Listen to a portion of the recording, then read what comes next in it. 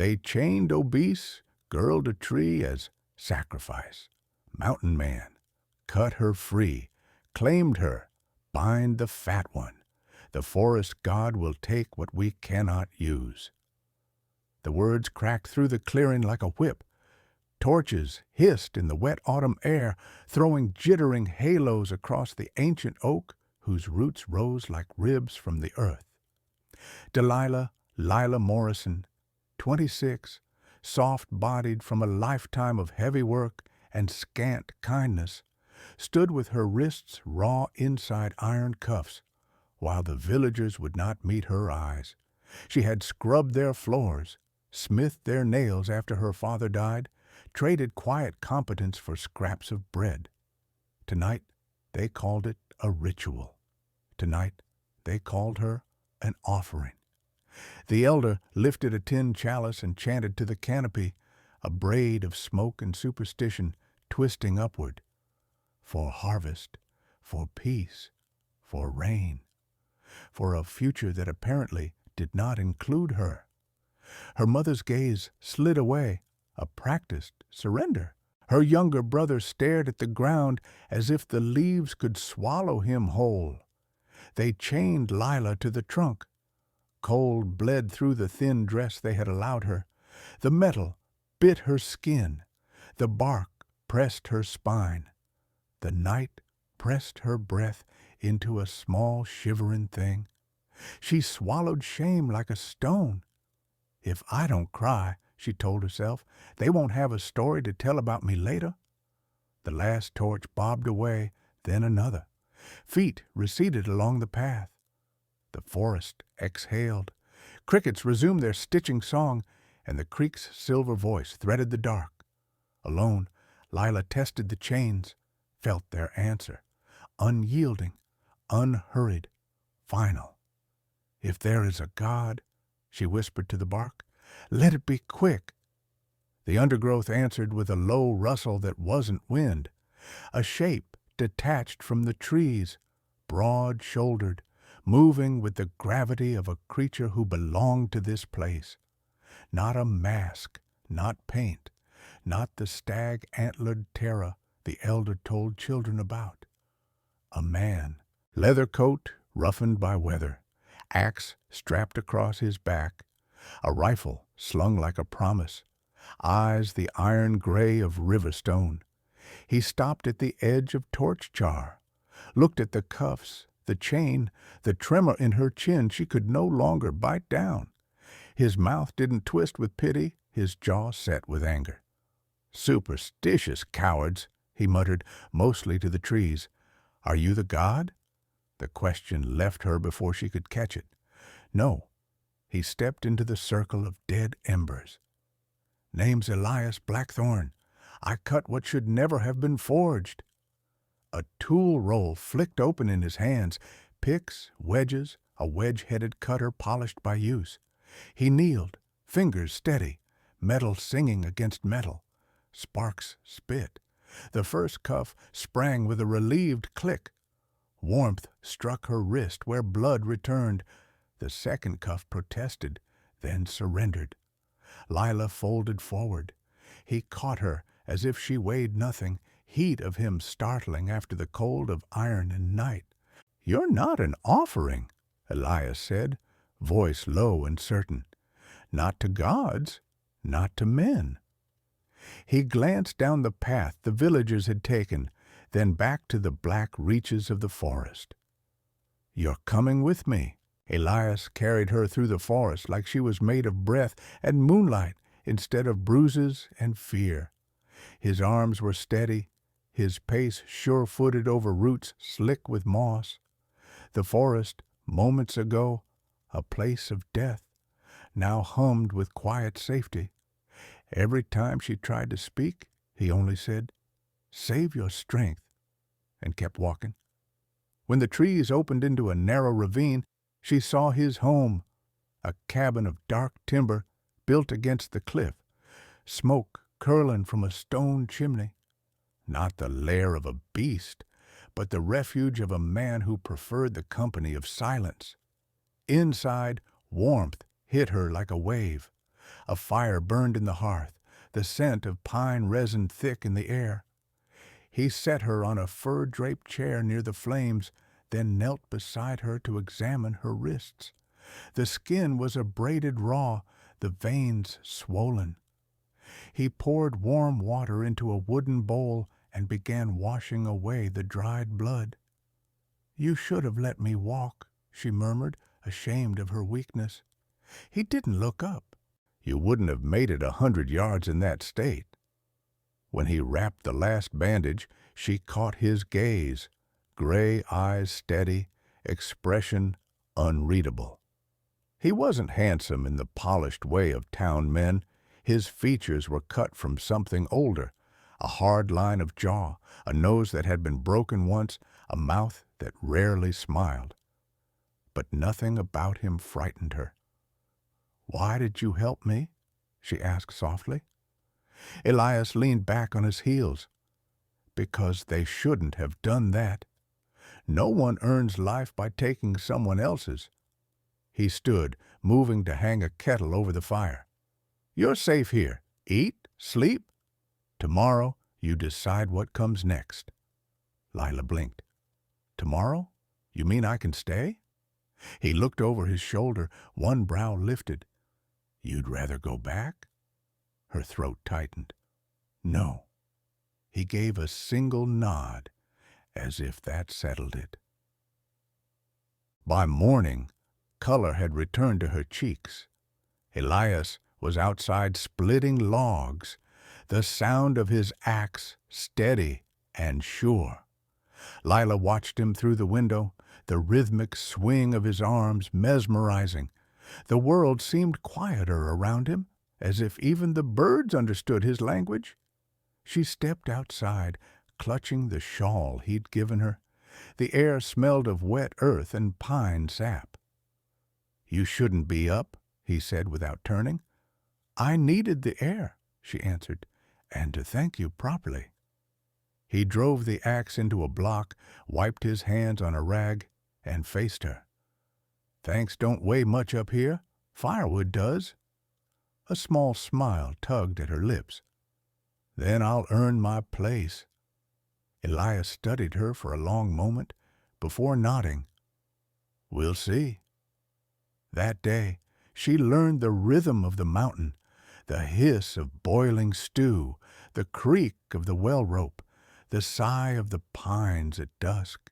He showed her where he stored smoked meat, where the herbs hung drying from rafters, and how to latch the windows tight against wolves. When she burned her fingers on the kettle, he was there instantly, taking her hand in his. "You don't have to prove anything," he said quietly. Her voice trembled. "I do. My whole life I've been told I'm useless, that I only take." Elias's thumb brushed against her bandaged wrist. "Then they were blind." Lila looked up, startled. His tone wasn't soft. It was factual, as if he were describing the weather. Yet the words sank deep, warming places inside her she'd forgotten existed. That night, she dreamed of the village, of torches and chains, of her mother's turned face.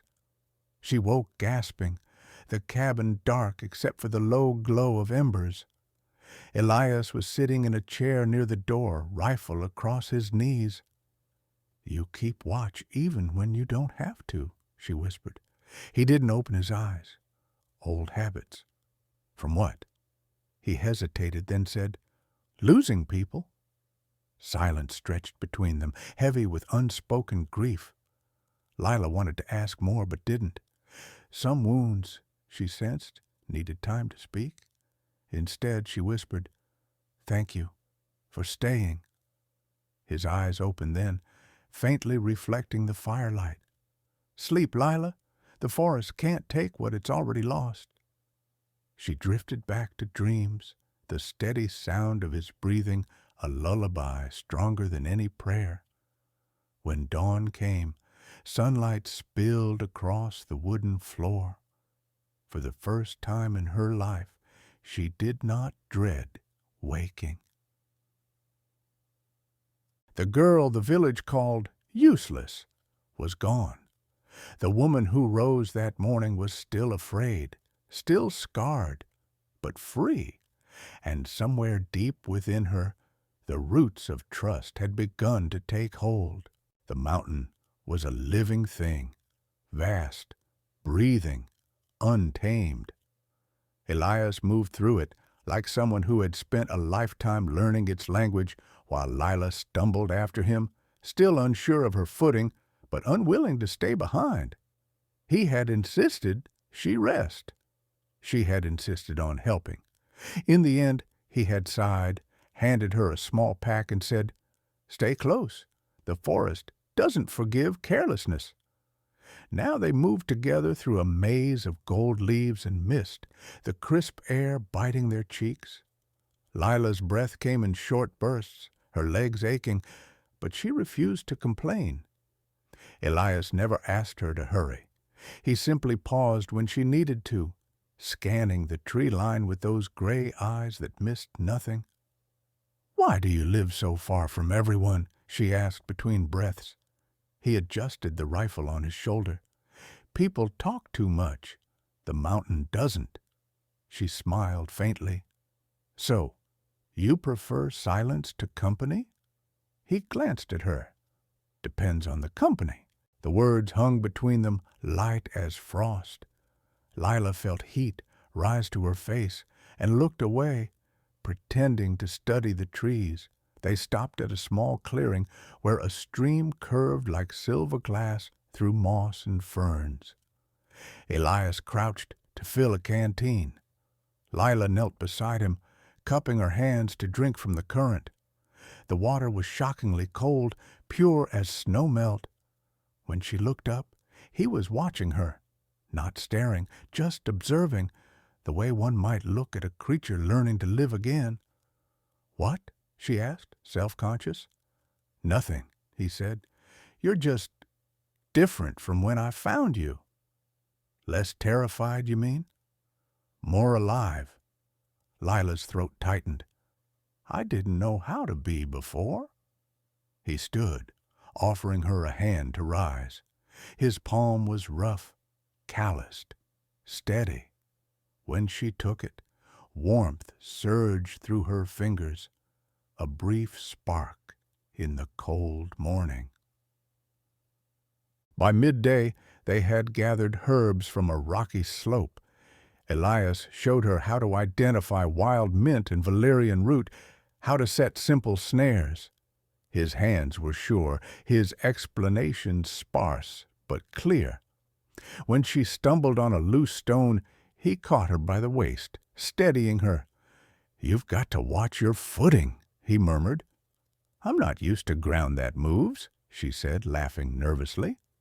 His lips twitched, not quite a smile, but close. "The mountain doesn't move, it tests." "Tests what?" "Whether you deserve to stay." Their eyes met for a heartbeat too long before he released her. They returned to the cabin at dusk, arms full of firewood and herbs. The sunset spilled through the trees like molten copper, catching in Lila's dark hair. Elias paused at the sight without meaning to. She looked content, cheeks flushed, clothes smudged with dirt, a stray leaf tangled in her braid. Inside, while he skinned the day's catch, she set a pot on the stove and added onions and roots. The domestic rhythm between them formed naturally, without words. When she reached past him to grab salt, her arm brushed his. "Sorry," she murmured. "You don't have to apologize for touching what's yours to share," he said, not looking up. Her breath caught. "What do you mean?" He wiped his hands on a cloth. "The cabin, the food, this place. It's yours too, as long as you're here." Lila didn't reply, but when she stirred the pot, her hands trembled slightly. They ate in silence, save for the crackle of firewood and the murmur of rain against the roof. When she finished, she leaned back, eyes heavy. "You should sleep," Elias said, collecting their bowls. "I will," she said softly, "after you stop looking like the mountain might collapse if you blink." He huffed a sound that might have been a laugh. "Old habits. Of protecting people?" He didn't answer. His eyes had gone somewhere far away, somewhere full of ghosts. That night, thunder rolled through the valley. Lila woke to the sound of wind clawing the shutters. The storm howled like an angry spirit. She rose, heart hammering, and crept into the main room. Elias was there, standing by the window with his rifle, watching the tree line. "Can't sleep?" he asked without turning. "I thought I heard something," she admitted. He nodded toward the storm. "The forest plays tricks when it's angry." A flash of lightning illuminated his face, calm, resolute. Lila felt safer just being near him. She sat by the hearth, wrapping a blanket around her shoulders. He joined her after a moment, lowering himself to the floor beside her. "The mountain used to frighten me, too," he said quietly, "after what it took from me." "Your family?" she asked softly. He hesitated, then nodded. "A long time ago. I buried them myself, higher up near the ridge. Since then I don't leave this place. It's the only ground that remembers them." Lila's eyes filled with tears. "I'm sorry." Elias stared into the fire. "Don't be. It's what made me who I am. The only thing I regret is that I didn't save them when I could." Without thinking, she reached out and covered his hand with hers. "You saved me." His head turned, and their eyes locked, gray meeting green, sorrow meeting gratitude. For a long moment, neither spoke. The firelight danced between them, warm and alive.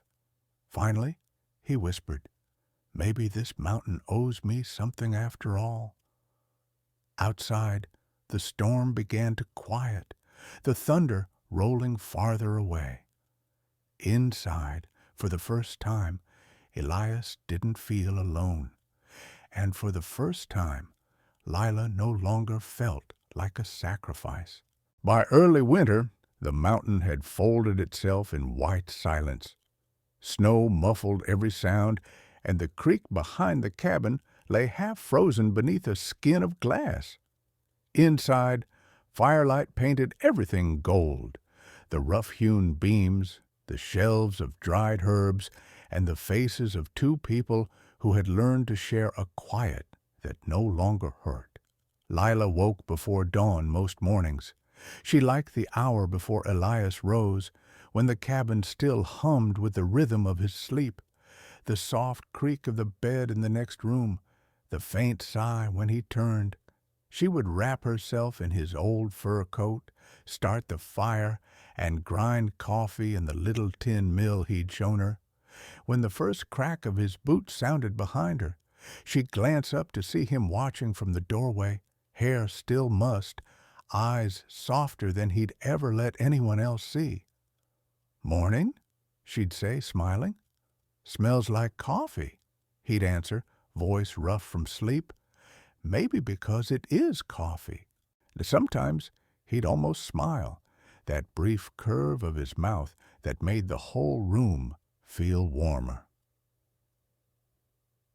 Their days moved like chapters in a long, wordless book. They repaired the roof, mended the fences, split and stacked wood. When Elias chopped logs, she gathered the chips and bark for kindling. When she cooked, he built shelves for her jars of herbs and jam. He taught her to track deer prints in snow, to tell bear marks from wolf. She taught him how to make bread that didn't taste like sorrow and salt. At first, the silence between them had been heavy, filled with the ghosts of who they'd been.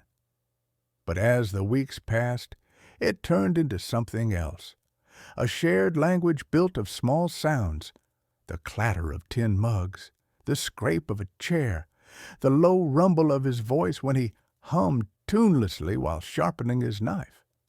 One afternoon, Lila was patching his torn flannel shirt by the window when he said, "You don't have to do that." She looked up. "Do what?" "Mend things that don't ask to be mended." Her fingers stilled. "Maybe I like fixing what can still be saved." His gaze lingered on her face a little too long before he turned back to his work. As the snow deepened, so did their rhythm. When blizzards came, they'd be snowed in for days. The wind would howl against the shutters, and Elias would sit by the fire-carving wood while Lila read aloud from one of his few old books, a leather-bound journal of mountain tales and weather records. Her voice was soft but steady, the words rising and falling like the wind itself. Sometimes she'd stop mid-sentence to look at him. His focus never broke, yet she knew he was listening. "Do you ever get lonely up here?" she asked once. He shook his head slowly. "I used to. Now I don't." She didn't ask why. She already knew. One night, when the fire burned low and snow piled high against the windows, she found herself awake and restless. The moonlight spilled through the cracks in the shutters, painting stripes across the floor.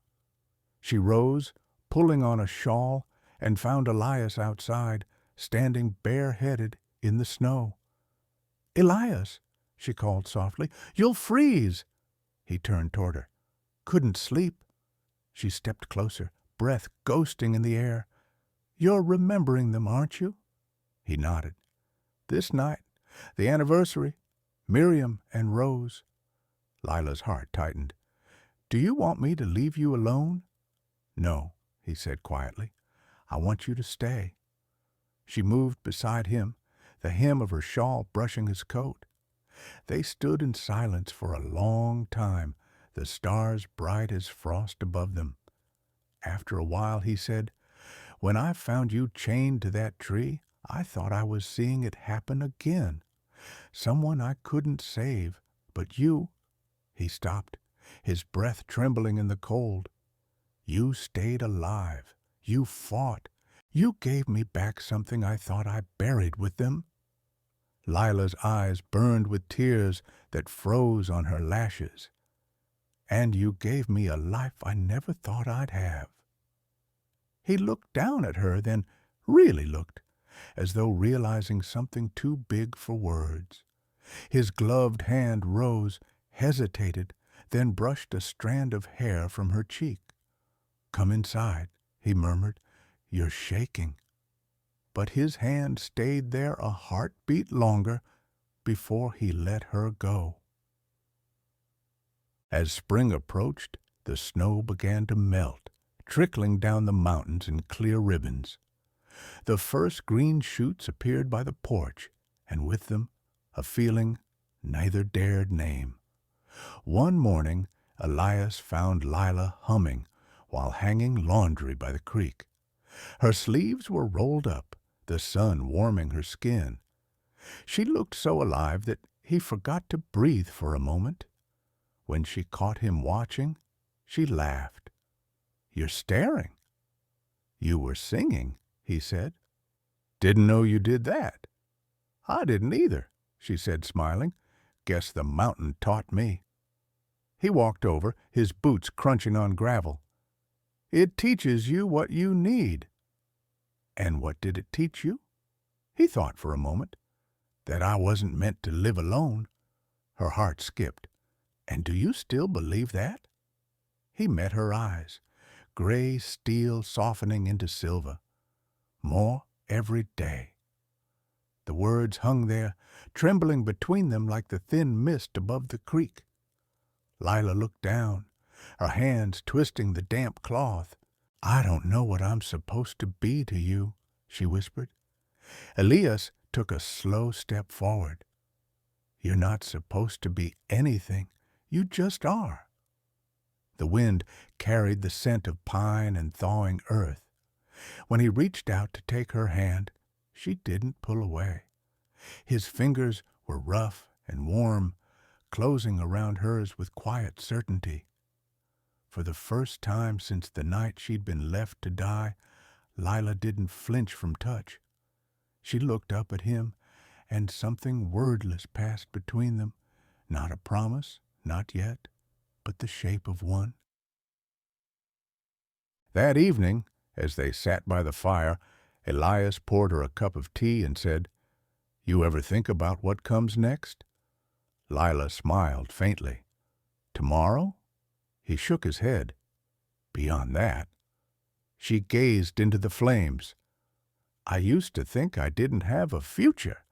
Now I think maybe it's sitting right here." He said nothing for a while, then murmured, "Then I'll make sure it stays that way." Outside, the last of the snow melted into the soil, feeding the roots that would bloom come summer. Inside, something just as fragile and just as certain had begun to take root in them both. The peace didn't shatter all at once. It came apart the way ice cracks in the thaw, slowly, quietly, until the sound becomes too loud to ignore. By late spring, the valley was green again. Lila had learned to move through the woods with steady steps, to recognize bird calls and read the sky's moods. She had stopped dreaming about chains.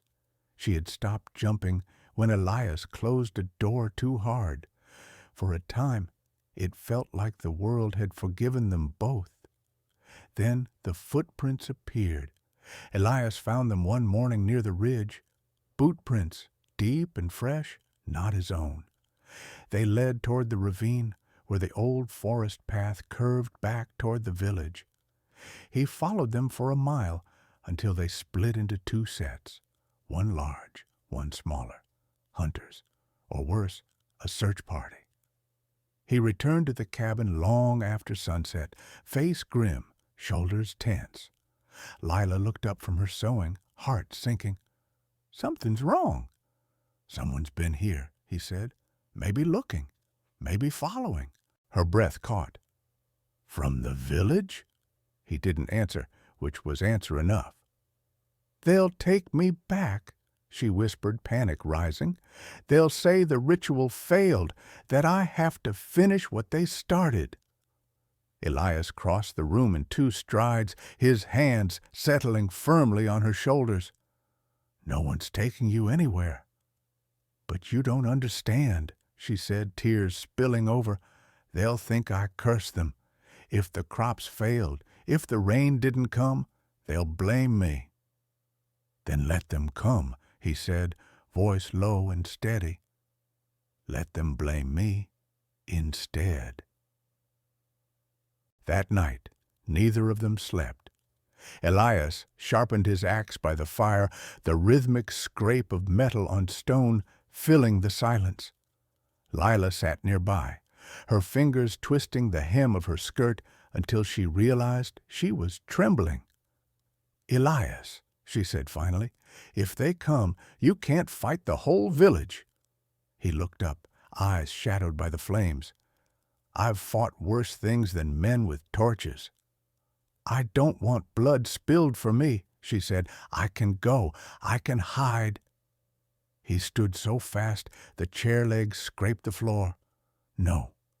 The single word froze her. "I didn't save you, so you could go back to dying alone in the dark," he said. "If they come for you, they'll have to come through me first." There was no anger in his tone, only an unshakable certainty that left her breathless. "Why?" she whispered.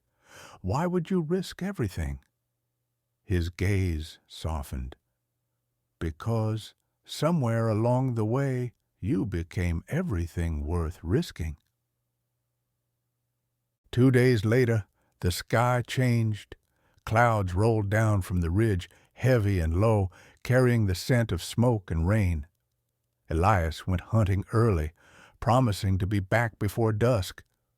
Lila stayed behind, tending the stew, the ache in her chest growing sharper with every passing hour. When the first knock came at the door, it wasn't Elias. "Delilah Morrison," a voice called. The elder's voice, cracked and cruelly familiar. "You were given to the forest, yet here you live, stealing the God's blessing." Lila froze. Another voice joined his, younger, colder. "Open the door, witch. Come quietly, and maybe he'll forgive you." She backed away from the door, heart pounding. Through the small window, she saw 5 men, torches in hand, faces hard with fear disguised as righteousness. Behind them stood her brother Thomas, eyes downcast. "Thomas," she whispered, "you came with them?" He flinched but didn't answer. "Open the door," the elder repeated, banging on the wood. "We only want what the forest was promised." Lila's knees nearly buckled. She didn't know what to do, where to run. And then she heard it, the distant crunch of boots in the underbrush, deliberate and steady. Elias! The door burst open before she could reach it. The men flooded inside, rough hands grabbing her arms. She screamed, struggling, but one of them struck her across the face. "Let her go!" The command tore through the room like thunder. Elias stood in the doorway, soaked with rain, axe gleaming in his fist. The air around him seemed to shift, charged and heavy. "Blackthorn," the elder sneered, "this is no concern of yours. She belongs to the god." Elias's eyes were pure steel. "The only god you're meeting tonight is me." He moved before any of them could react. The first man went down with a cry as Elias's shoulder slammed into him. Another swung his torch. Elias caught the man's wrist and twisted until bone cracked. "Get out," he growled. "All of you." The elder raised his staff. "You defy the divine." "I defy murder," Elias said, "and the next man who lays a hand on her doesn't leave this mountain." The elder hesitated. Behind him, Thomas finally looked up, and for the first time, Lila saw the boy she'd once protected, not the coward he'd become. "Please," she said to him, voice breaking, "you know this isn't right." Thomas's mouth opened, then closed. He looked at her, at the bruise on her cheek, at Elias standing between her and the men, and something shifted in his face. He grabbed the elder's arm. "We should go." The old man spat on the floor. "The forest will take its price." "Then let it take me," Elias said, stepping forward, "because she's not yours to sacrifice." Rain poured harder, extinguishing their torches one by one. The men retreated into the trees, their curses fading into the storm. When they were gone, Elias turned back to Lila. She was shaking, one hand pressed to her face, tears mingling with the rain. He dropped the axe and crossed the room, gathering her against his chest. "It's over," he murmured. "No," she whispered, "it's not. They'll come back. Then I'll be ready." Her fingers curled into his shirt. "Elias, you can't keep fighting the whole world for me." He rested his chin against her hair. "I'm not fighting the world, Lila. I'm fighting for the piece of it that finally makes sense." Outside, the thunder rolled away into the distance. Inside, the fire flared again, chasing the shadows back into their corners. But neither of them knew that the storm had only paused, not passed. The forest had never felt so still. For 3 days after the storm, neither Elias nor Lila saw a single bird. Even the creek seemed to hush, as if the mountain itself were holding its breath. Elias knew what that silence meant. Trouble was gathering, the kind that didn't walk alone. He spent the mornings reinforcing the cabin doors with iron bolts and stacking wood behind the windows to block sight lines. At night, he kept his rifle loaded and ready beside the hearth. Lila watched him work, her fear slowly hardening into resolve. On the 4th morning, she said quietly, "You can't do this alone." He looked up from sharpening his blade. "I've been alone most of my life." "That's not what I meant." She stepped closer, her chin lifted though her hands trembled. "I mean, I'm not going to hide while you fight for me." "Lila, no." Her voice cut through his protest. "I spent my whole life being silent while people decided what I was worth. I'm done with that. If they come here, they'll see I'm not a sacrifice. I'm a woman who chooses to live." He stared at her for a long moment, then gave a slow, proud nod. "Then we stand together." They came at dusk. 10 men this time. More torches, more hate. The elder led them, draped in a black cloak, his eyes glinting with fanatic light. Thomas was not among them. "Elias Blackthorn," the elder shouted, "you've broken the pact. The God demands what is his." Elias stepped onto the porch, rifle in hand, the firelight behind him outlining his broad frame. "Your God's nothing but fear and lies told by cowards." A murmur rippled through the men. One raised his shotgun. "Then you'll die for blasphemy." Before he could aim, Elias fired. The shot echoed through the valley, shattering the evening calm. The man dropped his weapon and fled screaming into the trees. The others hesitated, wavering between anger and terror. From the doorway, Lila appeared holding a burning torch. Her hair whipped in the wind, her eyes fierce. "You call this devotion?" she cried. "You call murder faith? The only evil here is the fear you feed each other." The elder hissed, pointing at her. "Which? You seduced him. You brought ruin on us all." Lila stepped forward, torch raised high. "If your God truly demands innocent blood, then let him strike me down now." The men froze, waiting. Thunder rolled in the distance, but no lightning came. No wind howled. The forest stood silent. Elias lowered his rifle slightly, watching them. "Seems your God's gone quiet." The elder's face twisted. "This isn't over. He'll punish us all." Elias took a step forward.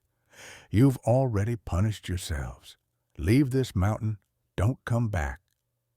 Something in his tone, steady, final, broke what was left of their courage. One by one, the villagers turned and retreated into the woods. Only the elder lingered, his eyes burning with hate. "You think you've saved her?" he spat. "The forest never forgets. The balance will be paid." Elias met his gaze coldly. "Then let it take me, not her." For a moment, neither man moved. Then the elder sneered and disappeared into the dark. When silence returned, Lila's legs gave out. Elias caught her before she fell, holding her close as the torch guttered in her hand. "It's over," he murmured. She shook her head weakly. "No, it's beginning." He looked down at her, confused. Tears mixed with rain on her cheeks. "For the first time, I'm not afraid." He smiled, a rare, unguarded thing. Then the mountain finally chose right. Thunder rolled once more, far away, soft as a sigh. Inside, the cabin glowed with warm light. 2 figures stood in its doorway, not a sacrifice and her savior, but 2 souls who had chosen each other against the darkness. When the villagers were gone, the mountain fell quiet again, an ancient, heavy silence, but not the kind that suffocated. It was the silence of peace returning after a storm. Elias sealed the door and set his rifle aside. For the first time in days, he allowed himself to breathe. Lila sat by the hearth, her hands trembling slightly as she watched the flames. "You were brave," he said softly. She looked up, a faint smile curving her lips. "No, I was terrified." He crossed the room and knelt beside her. "Courage isn't the absence of fear, Lila. It's standing your ground even when your body's shaking." Her smile wavered, then steadied. "You taught me that." He brushed a loose strand of hair from her cheek. "No, you already had it in you. I just reminded you how strong you were." They sat in silence, listening to the fire crackle, the rain fading to a whisper outside.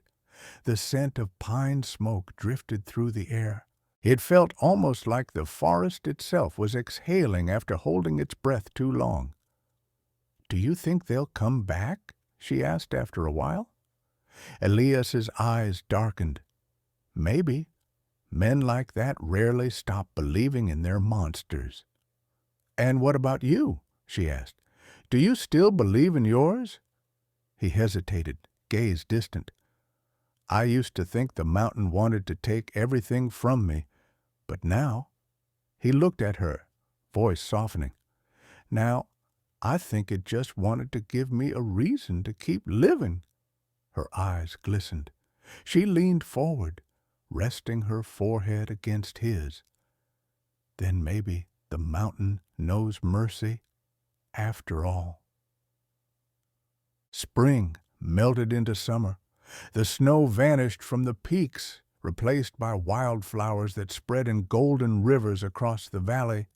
The cabin, once a place of solitude, now rang with quiet laughter, the sound of new life in a place once ruled by ghosts. Sometimes, when the wind blew from the east, Lila would pause her work and listen. It almost sounded like singing, low, mournful, but not unkind. She'd close her eyes and whisper, "Thank you." Elias would find her there, standing barefoot on the porch, sunlight tangled in her dark hair. He'd wrap an arm around her waist, pull her close, and the world would shrink to the sound of their breathing.